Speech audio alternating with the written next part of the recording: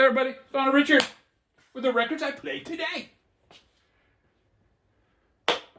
I watched a video earlier today by George Pryor, and the subject matter was pre-punk albums that could have influenced punk. And he showed this record, and I thought, you know what, I'm going to play this record. I haven't played it in a long time. It's the Edgar Boughton band. Wabu Wabu, is it? Washa Washa? Yeah. It's kind of dark in here. It's very overcast. So I'm hoping this comes out okay. This is a very hard, it verges on that hard and heavy from the early 70s. The first song, Death of an Electric Citizen, it's got the kind of guitar sound that punk had. The bass player definitely playing kind of like a punk bass player would play. The first song, the vocals kind of remind you of Captain Beefheart, but the music at times, I mean, it was kind of a bluesy thing, but at times it kind of reminded me of Shut Down by the Germs. But anyways, the first song is really good. The second song, An American Boy Soldier, that's the crappiest song by far on the album. It's a turd. Why Can't Somebody Ever Love Me? Why Can't Somebody Love Me? Another really good song. The fourth song, Neptune, it wasn't bad, but it kind of dragged a little for me. But it ended with Evil, side one, and Evil is fantastic. Now, I left a comment on his video that I actually got to see these guys in 71. And I saw them at a gig that the Pink Fairies played at. And Pink Fairies was another band that he featured. Now, one that I think he could have featured is Crushed Butler. Now, that Edgar Boughton, I only listened to side one. This one, I listened to both sides. This band released 3 7-inches singles. And this compiles all those. Every song in here is really good. I think this is better than the Edgar Boughton. I mean, I enjoyed it more. Really hard hitting. Just kind of pre-punkish, man, if you ask me. Actually, this was definitely kind of into that 70s hard and heavy feel. But I recommend this. And I think I might leave some samples of all these records that I played. I did that in my last video. I don't know how long I'll be doing that, because if people aren't gonna bother watching those, why should I even bother putting them in the description? The third album that I pulled, I hadn't heard this in a long time. It's the Headcoats, the Earls of Swagdom. Now I only listened to side one of this. It's one lo-fi banger after another. I mean, it doesn't let up. Now, some of the songs are more lo-fi than others, though, that's for sure. Our Little Rendivious, that one's pretty lo-fi, man. Yeah. Then I followed that up. I needed to clean my palate after listening to all these limeys. Figured I'd listen to a LA guy, Tone Loc. Loc After Dark. This is a fantastic rap album, man. The way he uses the guitars and just, I don't know, I think this is one of my favorite rap albums. And I listened to this thing the whole way through, and there's really not a turkey on it, man. And I'll leave a couple of songs from here, man. He does a song called Wild Thing, and it's pretty gutsy to cover or name a song after a very well-known song, but it's a completely different song. But anyways, very good, man. And then I decided I was going to listen to something a little more different. I don't know if you'd call it Well, it's 60s mostly. And this is Jefferson Airplane, Early Flight. And this is a comp that they released in the 70s, 72 or 3. I can't read it. It's too dark in here. Every song in here it's really good. I mean, even though these are songs that weren't included on any of their albums, none of them are throwaways.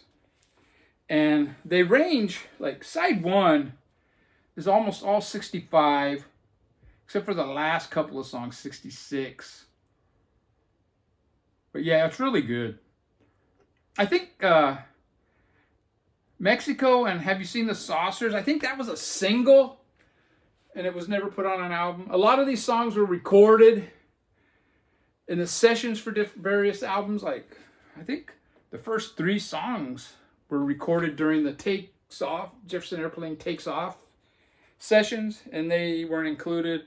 But anyways, if you see this album, you should be able to find it pretty cheap. And if you are a Jefferson Airplane fan, I highly recommend getting this. It's not a throwaway album at all. It's very good. Then I went back to the weirdness. Although Jefferson Airplane are pretty weird, but nothing like these guys, man. Alice Donut, is it? Yeah, Alice Donut. I'd never heard of these guys till one time Martin Jones was talking about them, you know.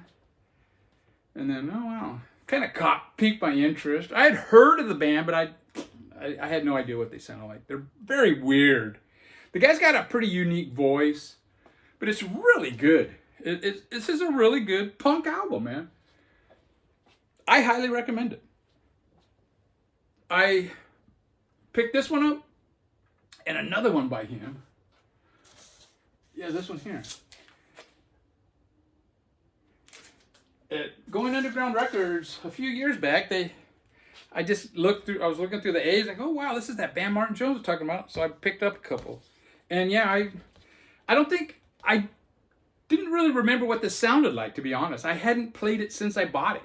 I mean, I played it when I bought it, but I haven't played it since then. And yeah, I really dig this. I'm going to probably play the other one later.